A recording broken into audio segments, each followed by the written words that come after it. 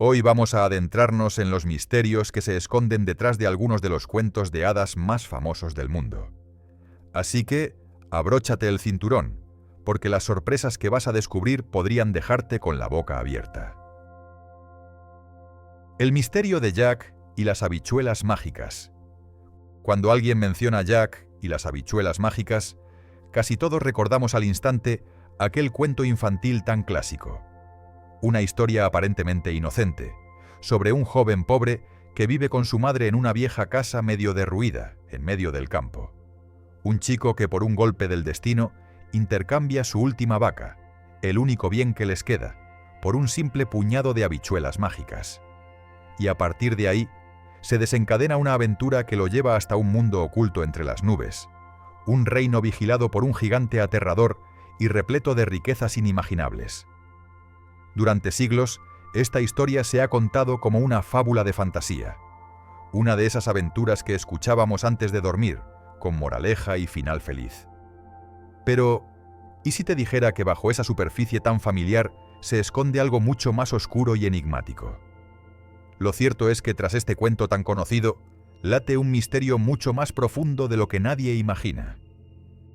Si alguna vez pensaste que Jack y las habichuelas mágicas no era más que una historia para entretener a los niños, quizá ha llegado el momento de mirar más allá. Porque a medida que vamos desentrañando sus capas, descubrimos que esta historia no solo habla del coraje o la astucia de un muchacho pobre. También oculta rastros de antiguas leyendas, de símbolos olvidados, de secretos que se remontan a tiempos donde los cuentos no eran simples historias para dormir, sino advertencias disfrazadas de fantasía. Y cuando descubras la verdad que se esconde detrás de esta inocente leyenda, puede que nunca vuelvas a ver Jack y las habichuelas mágicas con los mismos ojos. Todo empieza de la forma más sencilla posible. Con Jack, un chico humilde que vive con su madre en una casa pequeña, en una zona rural golpeada por la miseria. Su vida está marcada por la escasez. Cada día es una lucha por conseguir algo para comer, por sobrevivir un día más. La vieja vaca que tienen es su última esperanza, el único recurso que aún les queda. Pero el hambre no espera, y cuando todo parece perdido, la madre de Jack le pide que lleve la vaca al mercado y la venda para poder comprar un poco de comida. Camino al mercado, Jack se cruza con un hombre extraño, de mirada intensa y aspecto misterioso. El desconocido no le ofrece dinero, sino algo mucho más peculiar. Un puñado de pequeñas habichuelas. Le asegura que son mágicas, que traen suerte y que pueden cambiar su vida para siempre. Jack, ingenuo pero curioso, acepta el trato y entrega la vaca a cambio de las habichuelas, convencido de que algo extraordinario está a punto de suceder. Cuando regresa a casa y enseña su tesoro a su madre, ella no puede creer lo que ve. Su hijo ha cambiado la última vaca por unas simples semillas. Aquello que representaba su única oportunidad de sobrevivir se ha esfumado. Enfurecida, lanza las habichuelas por la ventana y manda a Jack a la cama sin cenar. Pero esa noche, mientras ambos duermen, ocurre algo inexplicable. Al amanecer, Jack se despierta con una luz diferente entrando por la ventana. Sale al exterior y no da crédito a lo que ve. Justo donde su madre arrojó las habichuelas, ha crecido una planta gigantesca, tan alta que se pierde entre las nubes. Su tallo se retuerce hacia el cielo, imponente, desafiando toda lógica. Movido por la curiosidad y por ese deseo profundo de cambiar su destino, Jack decide trepar por la planta. Escala durante horas, atravesando capas de niebla y nubes cada vez más densas, hasta que finalmente llega a la cima del tallo, donde descubrirá un mundo que desafía todo lo que creía posible. En la cima, Jack queda totalmente maravillado. Ante él se alza un enorme castillo suspendido en el cielo, tan majestuoso como imposible. Sus muros parecen flotar entre las nubes, bañados por una luz dorada que lo hace brillar como si fuera un sueño. Con el corazón latiendo con fuerza, Jack se acerca y golpea la gigantesca puerta. Para su sorpresa, quien abre no es un monstruo, sino una mujer gigantesca. Ella lo observa con una mezcla de curiosidad y preocupación, y le advierte con voz temblorosa que su marido tiene un gusto bastante particular. Le encanta comer niños. Aún así, al ver a Jack cansado, hambriento y lleno de polvo del largo ascenso, la mujer no puede evitar apiadarse de él. Le ofrece pan, queso y un cuenco de leche, y luego lo esconde en la cocina para que su esposo no lo descubra. Poco después, el suelo comienza a temblar. Cada paso retumba como un trueno. El gigante ha regresado a casa. En cuanto entra, frunce el ceño y olfatea el aire con desconfianza. «¡Huelo carne de niño humano!», ruge con voz grave que hace vibrar las paredes del castillo. Pero su esposa, fingiendo calma, lo tranquiliza y logra convencerlo de que solo se trata de su imaginación. Mientras tanto, Jack contiene la respiración, oculto entre los muebles, rezando para no ser descubierto. Cuando el gigante termina de cenar, se sienta junto a un enorme saco repleto de monedas de oro. Poco a poco, el cansancio lo vence y acaba quedándose dormido. Jack ve su oportunidad. Se desliza en silencio, toma el saco de oro y desciende apresuradamente por la planta mágica. Cuando por fin pone los pies en el suelo, corre hacia su casa, donde él y su madre celebran su buena suerte. Durante un tiempo, gracias a aquel oro, viven con comodidad y sin preocupaciones. Pero el dinero no dura para siempre, y pronto vuelven a sentir el peso de la pobreza. Entonces, impulsado por la misma mezcla de curiosidad y esperanza, Jack decide escalar de nuevo la planta que lo conecta con el mundo de las nubes. Una vez más, la esposa del gigante se apiada de él y lo oculta, sabiendo que su marido jamás lo perdonaría si lo encontrase allí. Esta vez, Jack observa con atención y descubre algo extraordinario: una gallina que pone huevos de oro. Espera el momento justo, y cuando el gigante se queda dormido, roba la gallina y huye sin hacer ruido. Con ella, Jack y su madre disfrutan de una nueva época de abundancia. Pero a pesar de todo, algo dentro de él sigue inquieto. No puede dejar de pensar en el castillo, ni en los tesoros que aún podrían esperarlo allí arriba. Así que Jack decide escalar una tercera y última vez. En esta ocasión, dentro del castillo, su atención se fija en un objeto fascinante: un arpa dorada que puede tocar por sí sola, entonando melodías tan bellas que parecen venir de otro mundo. Sin pensarlo demasiado, Jack toma el arpa y se dispone a huir. Pero justo entonces, el arpa cobra vida y grita pidiendo ayuda. El rugido del gigante retumba en todo el castillo. Jack corre con todas sus fuerzas, mientras el gigante lo persigue con pasos que hacen temblar la planta entera. La persecución se vuelve desesperada. Jack desciende lo más rápido que puede, con el arpa bajo el brazo, mientras el gigante baja detrás de él, furioso. Cuando por fin alcanza el suelo, Jack grita a su madre que le traiga un hacha. Sin perder tiempo, Jack golpea con todas sus fuerzas la base de la planta. Con un crujido ensordecedor, el enorme tallo se parte y cae, arrastrando al gigante en su caída. El monstruo se precipita al vacío y muere al instante. Desde aquel día, gracias a los tesoros que Jack trajo del castillo del cielo, él y su madre nunca más volvieron a pasar hambre ni a preocuparse por el futuro. Sin embargo, tras esos detalles tan conocidos, el cuento sigue ocultando sombras, secretos y misterios que muy pocos conocen. En todas las versiones de Jack y las habichuelas mágicas, hay un detalle que prácticamente todo el mundo recuerda de memoria: el famoso verso que el gigante pronuncia cada vez que percibe la presencia de un intruso. Fi fi fo fum, I smell the blood of an Englishman. Esa frase, tan extraña como inquietante, parece sacada de un sueño o de una pesadilla. Pero lo cierto es que no nació de la imaginación moderna, sino que forma parte de una tradición muy antigua, dentro de la cultura occidental. De hecho, este canto ya se escuchaba en la obra El Rey Lear, escrita por Shakespeare en el año 1605. Y aún entonces, en tiempos del propio Shakespeare, ya se decía que aquella rima provenía del folclore más antiguo. Algunos investigadores incluso sostienen que su origen podría remontarse a antiguos cantos gaélicos, utilizados quizá como cánticos de caza o canciones de gigantes en las leyendas más primitivas de las Islas Británicas. Si ampliamos la mirada más allá de Inglaterra, descubrimos que la figura del gigante no es exclusiva de este cuento. Aparece una y otra vez en distintas culturas de todo el mundo. En la Biblia, por ejemplo, el gigante Goliat se convierte en el símbolo de la fuerza bruta al enfrentarse a David, un simple pastor que representa el ingenio y la fe humana.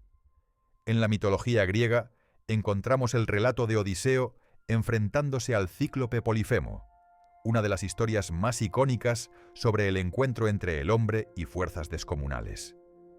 Y en la mitología nórdica, los Jotun, los gigantes de hielo y de fuego, eran seres poderosos que coexistían con los propios dioses vikingos, e incluso se decía que habían existido antes que ellos. Esta repetición no es casual. Refleja algo mucho más profundo, algo grabado en el inconsciente colectivo de la humanidad. Algunos estudiosos han planteado que los gigantes de las leyendas quizás no sean simples monstruos inventados, sino los recuerdos distorsionados de antiguas razas humanas o tribus de gran estatura que pudieron existir en la prehistoria. Con el paso del tiempo, aquellas figuras se habrían desdibujado en la memoria popular, transformándose en las criaturas colosales que hoy habitan nuestros cuentos. Y si volvemos a pensar en la historia de Jack, tal vez deberíamos darle la vuelta a la perspectiva. ¿Estamos seguros de que Jack es realmente el héroe de esta historia? Podría verse también como un intruso que invade un mundo ajeno, roba sus tesoros y acaba matando a su habitante. Desde ese punto de vista, Jack deja de ser el símbolo puro del valor y la astucia, para convertirse en una representación del espíritu conquistador del ser humano.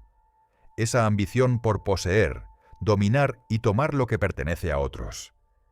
Quizás por eso, los elementos que se repiten en esta historia, el gigante, los tesoros, la escalada hacia otro mundo, no son simples adornos narrativos, sino reflejos de algo más hondo, de la historia, de los mitos y del propio inconsciente humano. Pero lo más asombroso de todo no está solo en el simbolismo o en los elementos mágicos del cuento, sino en sus verdaderos orígenes. Durante siglos se creyó que Jack y las habichuelas mágicas era un relato típicamente inglés, una creación de la Europa moderna. Sin embargo, en 2016, un grupo de investigadores del folclore demostró que esta historia pertenece a un linaje muchísimo más antiguo, el del grupo de relatos conocido como ATU 328, el muchacho que robó el tesoro del ogro. Y lo más fascinante es que este mismo relato no solo aparece en Inglaterra, sino también en versiones encontradas en Italia, en Escandinavia, en la India y en muchas otras partes del mundo. Historias distintas, lenguas distintas, pero un mismo arquetipo. Un joven que se atreve a desafiar a un gigante y a robar aquello que solo los dioses o los monstruos poseían. Los investigadores han utilizado un método fascinante para estudiar el origen de los cuentos populares. El análisis genealógico de las historias, una técnica muy parecida a la que se emplea para rastrear la evolución de las especies vivas. Gracias a este enfoque, han logrado trazar el árbol genealógico de cientos de relatos antiguos, y los resultados sobre Jack y las habichuelas mágicas sorprendieron al mundo académico.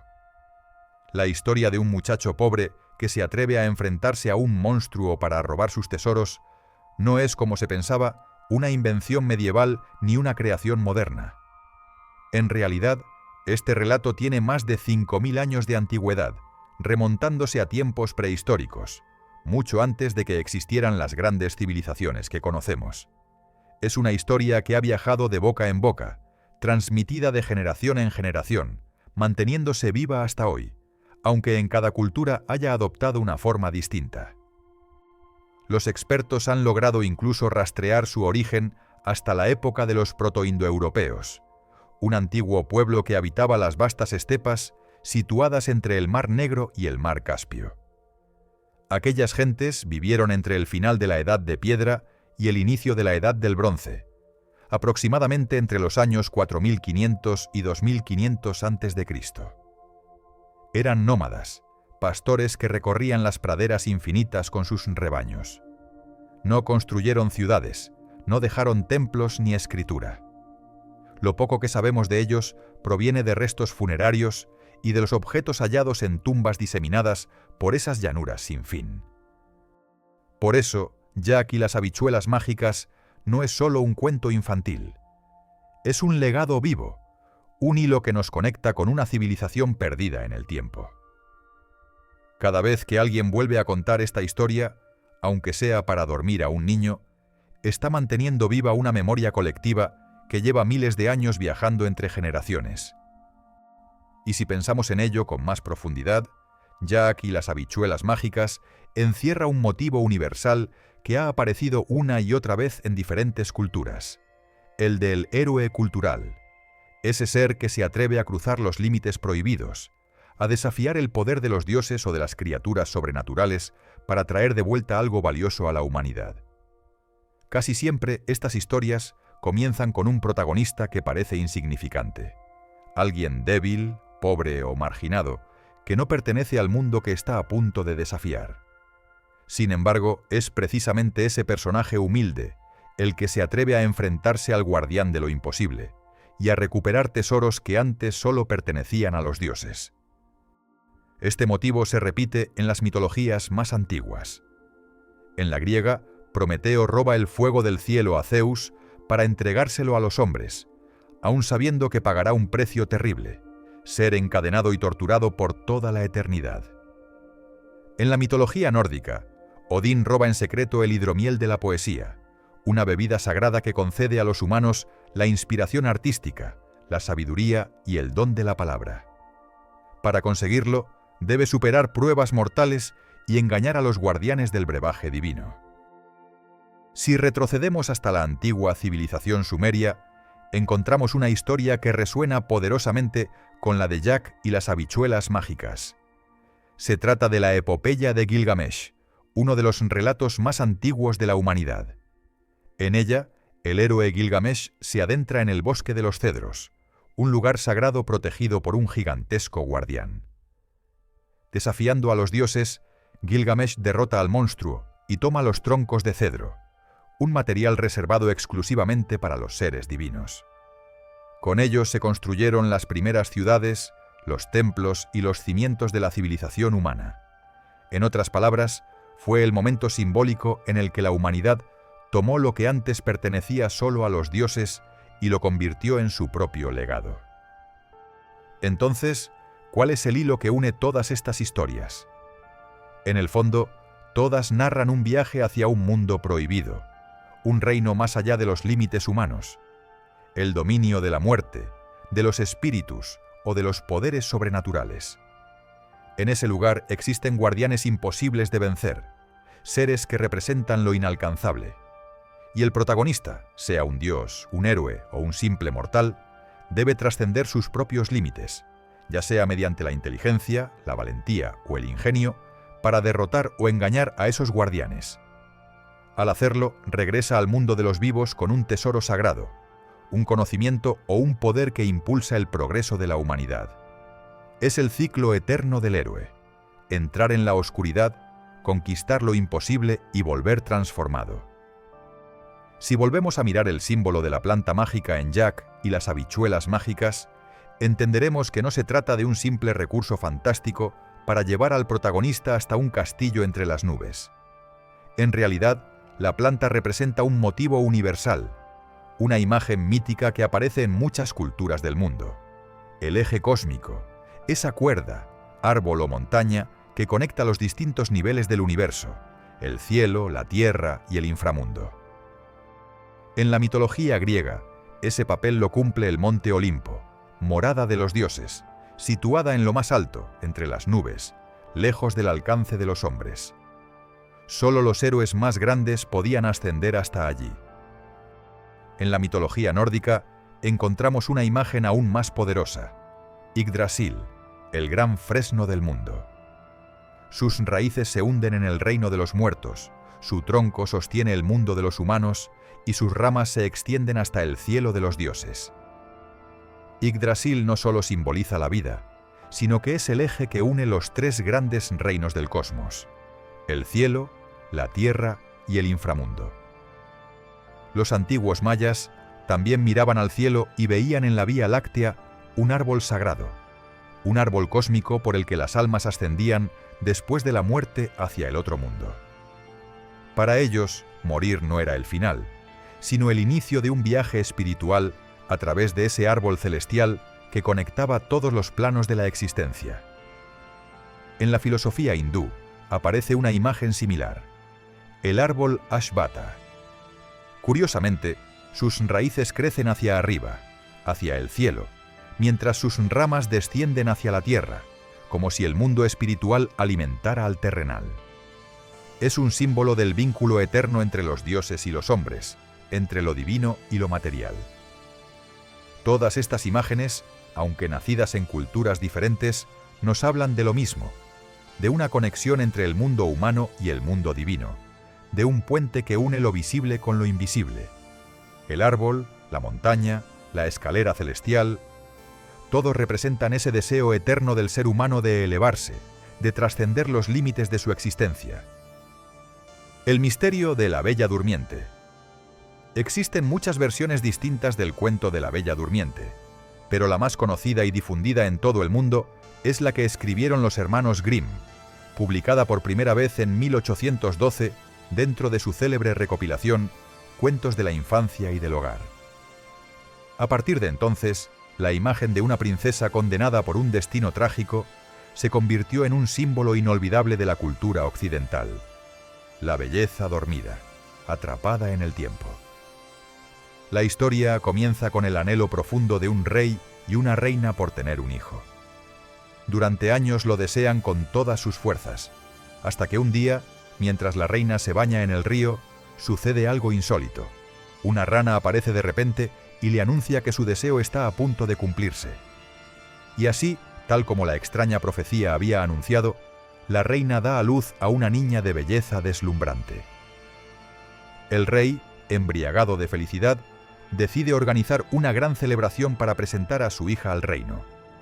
A la fiesta acuden familiares, nobles y amigos, pero también las 13 hadas más poderosas del reino, seres mágicos capaces de conceder dones extraordinarios. Sin embargo, el palacio real solo dispone de 12 platos de oro para el banquete. Así que, inevitablemente, una de las hadas queda fuera de la lista de invitados. Lo que parece una simple cuestión de protocolo, pronto se convertirá en el detonante de una tragedia. La fiesta transcurre envuelta en música, risas y luces de velas. Una tras otra, las 12 hadas invitadas se acercan a la cuna de la princesa y le otorgan sus bendiciones. Una le da la belleza, otra la virtud, otra la sabiduría, la gracia, la bondad.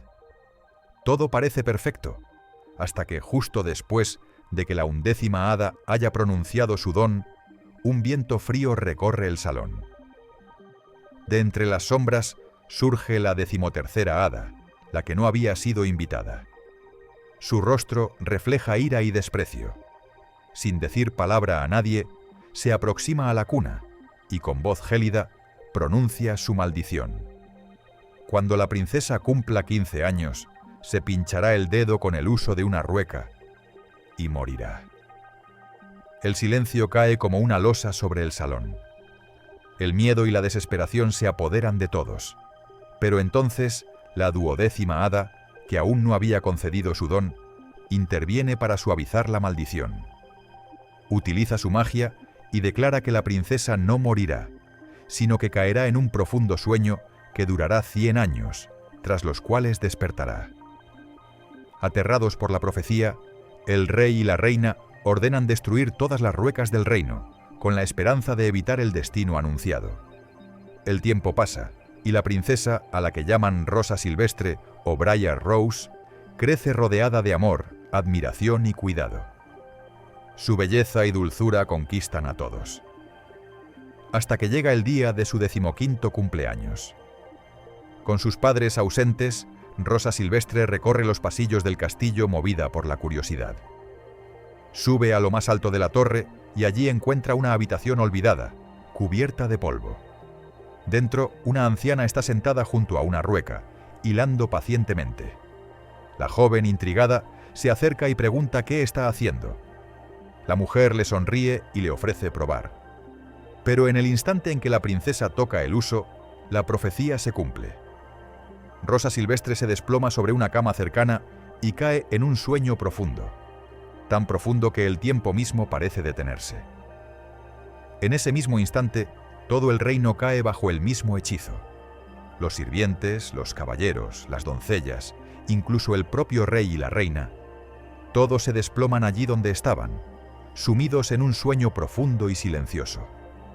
Afuera, una muralla de espinas brota de la tierra y crece alrededor del castillo, envolviéndolo por completo hasta ocultarlo del mundo. Los años comienzan a pasar, y con ellos nace la leyenda de la princesa dormida. Muchos príncipes, movidos por la fama del misterio y el deseo de gloria, intentan atravesar aquel bosque maldito, pero ninguno lo consigue. Las espinas los atrapan, los desgarran, los entierran para siempre entre sus ramas afiladas. Pasan décadas, generaciones enteras, hasta que exactamente 100 años después, un joven príncipe escucha la historia. A diferencia de los demás, no siente miedo, sino una extraña atracción, como si algo lo llamara desde lo más profundo del bosque. Cuando se aproxima al castillo, ocurre un milagro. Las espinas florecen y se abren por sí solas, transformándose en un pasillo cubierto de rosas que lo guía hasta las puertas del palacio. En el interior reina un silencio absoluto. Todo parece detenido en el tiempo. El príncipe avanza entre los cuerpos dormidos de soldados, criados y nobles, sube las escaleras en espiral de la torre más alta y finalmente la encuentra. Allí yace Rosa Silvestre, inmóvil, serena, tan hermosa que parece un ángel atrapado en un sueño eterno. El príncipe se inclina, besa suavemente sus labios, y en ese instante ella abre los ojos. El hechizo se rompe, el castillo despierta, las campanas vuelven a sonar, y entre la alegría general, el príncipe y Rosa Silvestre celebran su boda, viviendo juntos, como dicta la tradición, felices para siempre. Sin embargo, la versión que hoy conocemos está lejos de ser la primera. En la Europa del siglo XVII, los cuentos de hadas no estaban pensados solo para niños. Eran relatos cargados de simbolismo, con elementos oscuros y morales ambiguas. Una de las versiones más antiguas y estremecedoras del mito de la Bella Durmiente es la que aparece en Italia en 1636. Sol, Luna y Thalía, escrita por Giambattista Basile. Esta historia comienza en el seno de una familia noble y poderosa. La protagonista es Thalía, la única hija de un gran señor. Cuando nace, su padre convoca a sabios y astrólogos para que predigan su destino. Ellos le advierten que, algún día, una astilla de lino será la causa de su desgracia. Atemorizado, el padre ordena prohibir cualquier objeto relacionado con el lino dentro del castillo. Thalía crece sana, hermosa y curiosa. Un día, mientras explora las habitaciones más viejas del palacio, se topa con una anciana que hila pacientemente junto a una rueca. Fascinada por el movimiento del hilo, Thalía se acerca, toca el huso y una diminuta astilla de lino se le clava en el dedo. En ese mismo instante, cae al suelo, sumida en un sueño profundo del que nadie puede despertarla. Desesperado por el dolor, su padre abandona el castillo, incapaz de soportar la visión de su hija inmóvil. Deja el palacio cerrado y se marcha lejos, dejando a Thalía sola, olvidada en una fortaleza que el tiempo termina devorando. Años después, un rey que caza por la zona se topa con las ruinas cubiertas de hiedra. Intrigado, entra y descubre a la joven dormida, intacta, radiante, como si el tiempo no hubiera pasado por ella. Su belleza lo deja sin aliento. Pero en lugar de intentar despertarla, el rey cede a la lujuria y abusa de ella mientras sigue dormida. Thalía no despierta, pero de aquel acto nace una vida. Queda embarazada sin saberlo. 9 meses más tarde, da a luz a 2 gemelos, un niño y una niña, a quienes misteriosas hadas cuidan en su ausencia. Los llaman Sol y Luna. Hasta que un día, uno de los bebés, buscando alimento, chupa el dedo de su madre y extrae la astilla de lino que aún permanecía allí. En ese momento, Thalía abre los ojos, despierta de su largo sueño y con asombro descubre a los dos pequeños a su lado. La historia de Sol, Luna y Thalía continúa, pero lo que viene a continuación está lejos del clásico y vivieron felices para siempre. Lo que ocurre después es un torbellino de celos, engaños y tragedias. Con el paso del tiempo, el rey, aquel que había encontrado dormida a Thalía, vuelve a recordarla. La curiosidad, o quizás la culpa, lo lleva de nuevo al viejo castillo. Al llegar, se sorprende al ver a Thalía despierta y junto a los dos niños que, sin saberlo, son también sus hijos. El reencuentro es feliz. El rey pasa unos días junto a ellos, disfrutando de una paz que hacía mucho no conocía. Pero cuando regresa a su palacio, la calma se rompe. La reina, su esposa legítima, nota el cambio en su comportamiento. Sospecha que su marido le oculta algo y ordena investigar. Pronto descubre la existencia de Thalía y los gemelos. La ira y los celos la consumen por completo, y su deseo de venganza se vuelve incontrolable. Con el corazón lleno de odio, la reina ordena traer a los niños al palacio, pero no para darles la bienvenida. Su plan es espantoso. Quiere que sean asesinados y cocinados para servirlos como comida al rey. Sin embargo, el cocinero real, un hombre compasivo, no puede cometer tal atrocidad. En secreto, salva a los pequeños y los esconde, sustituyéndolos por carne de cordero. La reina, frustrada por no haber saciado su sed de venganza, decide ir un paso más allá. Ordena que Thalía sea llevada al patio del palacio y quemada viva en una hoguera. Justo cuando la tragedia está a punto de consumarse, el rey regresa. Al descubrir la traición y la crueldad de la reina, estalla de furia y ordena su ejecución junto con todos sus cómplices. Una vez todo termina, el rey se casa con Thalía y reconoce a los gemelos como sus hijos legítimos. La familia se reúne finalmente, dejando atrás los años de sufrimiento. Pero si observamos esta historia con atención, queda claro que Sol, Luna y Thalía no se parece en nada a los cuentos de hadas dulces y tiernos que conocemos hoy. Esta versión primitiva muestra con crudeza los lados más oscuros de la condición humana: el abuso del poder, la venganza, la envidia y la violencia. Los cuentos antiguos no eran simples relatos para dormir a los niños. Eran reflejos simbólicos de la sociedad, espejos de un mundo donde el destino, la injusticia y la tragedia convivían con la magia. Con el tiempo, todas esas partes sombrías fueron suavizadas o eliminadas para adaptarlas al público infantil. Pero si rastreamos los orígenes, descubrimos que los cuentos de hadas nacieron como advertencias, como narraciones que exponían los temores, las pasiones y los dilemas de una época. Por eso, cuando hoy escuchamos el nombre de la Bella Durmiente, no solo evocamos la imagen de una princesa en un mundo de ensueño, sino también las sombras ocultas que acompañaron su leyenda desde el principio. Y lo más sorprendente es que quizá no todo en esta historia sea invención o fantasía. Algunos estudiosos creen que ciertos elementos del cuento podrían haberse inspirado en hechos reales, ocurridos en la Europa medieval.